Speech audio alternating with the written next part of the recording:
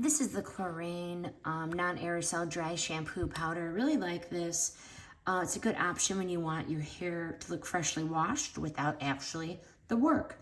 This is a powder format, gives texture and lift fast, especially if your roots get oily or your hair is fine.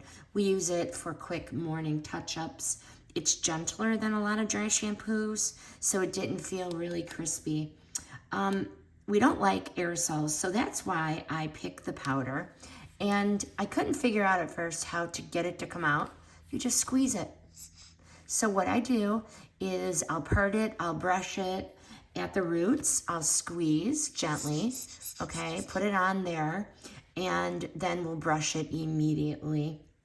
If you have really dark hair like I do, and you can't stand any chance of a white part, what I did is I applied it a lot lighter, and I kept it farther away from my scalp, and I brushed it very well. No problems whatsoever.